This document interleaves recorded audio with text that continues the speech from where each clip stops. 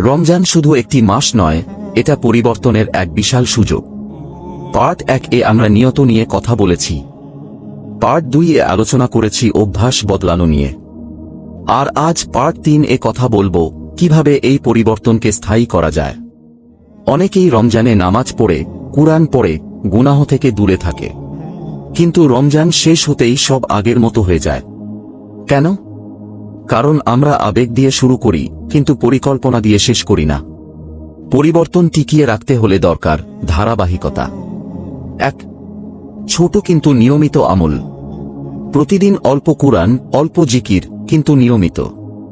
রাসূল সাল্লাল্লাহু আলাইহি ওয়াসাল্লাম বলেছেন, আল্লাহর কাছে সবচেয়ে প্রিয় আমল হল সেটি যা নিয়মিত করা হয়। 2. খারাপ পরিবেশ বদলান। যে পরিবেশ গুনাহ বাড়ায় তা থেকে দূরে থাকুন। সৎসঙ্গ গ্রহণ করুন। আপনার চারপাশ আপনার ভবিষ্যৎ ঠিক করে। 3. নিজেকে হিসাব দিন। প্রতিদিন রাতে নিজেকে প্রশ্ন করুন, আজ আমি কি ভালো করলাম, কোথায় ভুল করলাম, আগামীকাল কিভাবে ভালো হব। রমজান আমাদের শিখায় আমরা চাইলে নিজেকে নিয়ন্ত্রণ করতে পারি।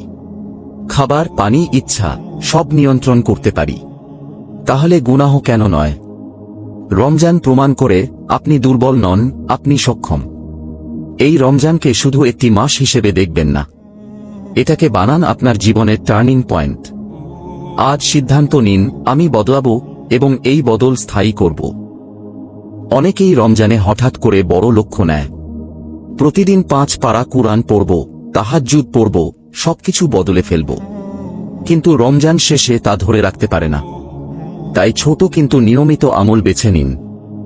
যেমন প্রতিদিন 10 মিনিট কুরআন, 100 বার ইস্তিগফার, 2 রাকাত নফল নামাজ। ছোট আমলও, কিন্তু ধারাবাহিকতা, এটাই আসল চাবিকাঠি। পরিবেশ বদলান। আপনি যদি একই খারাপ পরিবেশে থাকেন, পরিবর্তন টিকবে না। খারাপ সঙ্গ ত্যাগ করুন। ইসলামিক লেকচার শুনুন।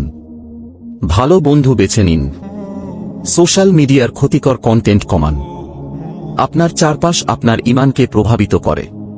স্পষ্ট লক্ষ্য নির্ধারণ করুন। লক্ষ্য অস্পষ্ট হলে পরিবর্তনও অস্পষ্ট হয়। বলুন, আমি 6 মাসের মধ্যে কুরআন খতম করব। আমি সময়মতো 5 ওয়াক্ত নামাজ পড়ব। আমি একটি খারাপ অভ্যাস পুরোপুরি ছাড়ব।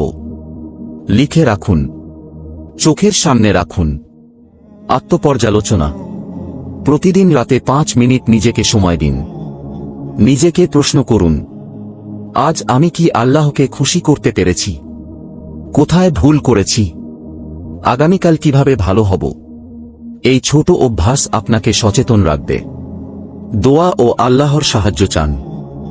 সবচেয়ে গুরুত্বপূর্ণ বিষয়, নিজের উপর ভরসা নয়, আল্লাহর উপর ভরসা করুন। প্রতিদিন দোয়া করুন, হে আল্লাহ, আমাকে সোজা পথে স্থির রাখুন। কারণ হিদায়াত ও স্থিরতা একমাত্র তাঁর হাতেই।